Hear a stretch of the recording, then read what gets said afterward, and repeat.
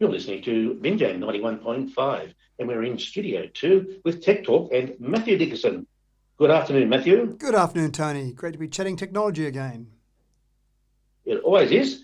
Now, this is a topic that I'm quite interested in, LiDAR. Now, LiDAR is a technology, it's considered, I think, the fourth ingredient, or is it the third ingredient, really that's necessary when it comes to automatic driving of cars. So it's got other uses though, and so that's the interesting part about it. You develop one technology, and all of a sudden there's lots of new uses for it. So tell us all about that. Yeah, you're spot on. Some mobiles and tablets are actually coming with LiDAR on them now. LiDAR, of course, stands for light distancing and ranging. And you're quite right, they're used for autonomous driving in vehicles. But when they come out on phones, the first question people say to me is, well, a LiDAR on my phone, do I really need that? What's it used for? And when you see some of the launches of these phones, it looks fantastic when they launch them on stage and they're showing off LiDAR for some really important things like augmented reality games, which for some people doesn't get them that excited. But when you start to look at a whole range of different uses for LiDAR, the new iPhone 12 Pro has got LiDAR built into it, as does the iPad Pro. And what you can do with that when the new iOS 14.2 is released is use it for vision impaired people to see, and I say see in inverted commas, other people around them. And what it does is it uses the LiDAR to detect people and then gives vision impaired people a whole different range of bits of feedback to let them know that there are people around them. And so, for example, you might be at the supermarket doing some shopping and you don't want to run into people as you're walking around. So you can actually, if you're a vision impaired person, hold up your phone and it would either give you some feedback, some haptic feedback, so basically your phone would vibrate to let you know that you're coming up to someone if you're severely vision impaired, or it would give you some very bold shapes on your screen, or even just show you arrows in terms of where people were. And this will work to about 5 metres away, but then you can start to set up the different parameters, so it will tell you when someone might be, say, within 2 metres, or give you a countdown, an audio countdown. So it might say 3 metres, 2.5 metres, 2 metres. So basically just trying to let vision impaired people be a part of our community, part of our society, and still let them get around in some way that they can be somewhat independent using the LiDAR on your phone. So the next the next time you see a person walking along the footpath or in the supermarket holding up their phone, they may not just be being rude on social media or on FaceTime while they're going around doing the shopping. They may actually be looking out for people as you walk around the supermarket. I wonder if that's practical to use for social distancing purposes, Matthew. Well, it could be used for social distancing as well because it can detect, as I say, up to 5 metres away. You could have alarms set up as soon as you were closer than, say, 1.5 metres to let the person know that they're too close from social distancing. So there's another use, Tony, that hasn't even been thought of yet. So fantastic. You're ahead of the game.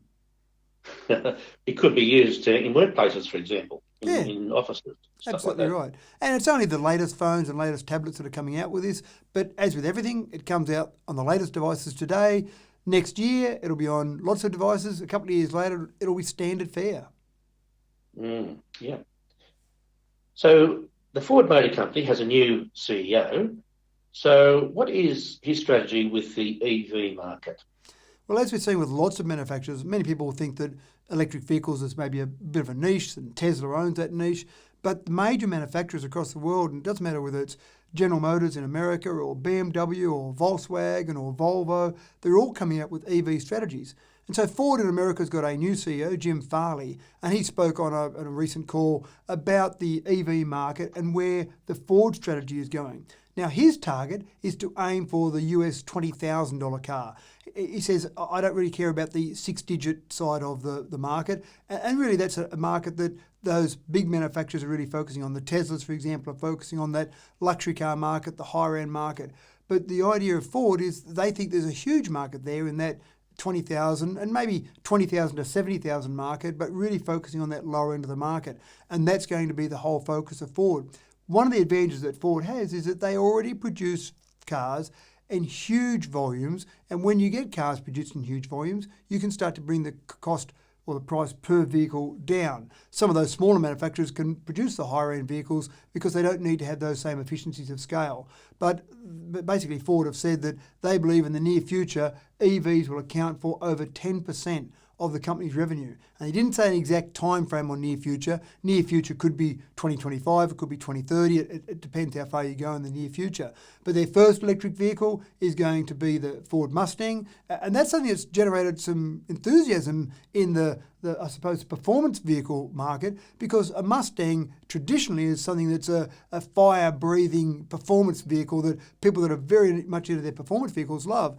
To have an electric vehicle, the Ford Mustang Mach-E it's called, is something pretty exciting. They've also got the big F-150, the big pickup truck. Those Americans love to drive around. You know, you have a huge pickup truck to drive 5 minutes down to pick up your shopping from the supermarket. And so those F-150s, again, are traditionally associated with very large engines, gas guzzlers, but they've got their F-150 that's going to make its debut commercially in 2022. So they're putting a big bet on electric vehicles going forward, but a big bet at the lower end of the market rather than the higher end of the market. I would say in a couple of years' time, Matthew, we'll see a lot of movement in EV. I think you're spot on, Tony. Yeah. Now, that gets to the next question. So we've just talked about Ford, but now BMW, where are they in the EV landscape? Yeah, they're going well as well. And I remember driving a little BMW electric petrol hybrid. It was probably 5 years ago, Tony, and that was the little i3. And I thought they haven't quite got it right yet, but it's good to see them put a toe in the water as such in the market. But they're now going forward with a major strategy. They see this, again, as the future of their company. And so there's a new BMW called the iNext electric SUV. And I'm not sure how they're going with the I in front of a word, the same as iPhone. Apple likes to jump on any company that sticks an I in front of their name, so I don't know whether they're about to be challenged by Apple in terms of the I in front of it. But iNext is where they've gone with that. It's an SUV. They actually showed the SUV off at a car show about 2 years ago, and it was a concept vehicle at that stage, an SUV concept vehicle. But next week they're actually going to show the real thing, and essentially it will go on sale from next week when it makes its debut. I don't know any specs on it yet. Inside the vehicle, they've shown a little bit of the interior, and again, what they're doing with the interior is making it as modern and really focusing on the technology side as much as possible. And history has shown that people that are keen to adopt EVs are probably people who have got a little bit more interest in technology, so they are obviously focusing on that technology in the cabin. And basically, the BMW, I suppose, IP in the background has got some fairly good technology now. So they're really trying to put all of that into this iNext SUV. But the thing that people will care about is how far can it get on one single charge, how quick can it recharge, and people are interested in performance of an SUV as well, or performance of an electric vehicle. So they'll be the things that it will be really judged on rather than the technology in the car. So I'm pretty keen to see what it looks like when it's launched next week.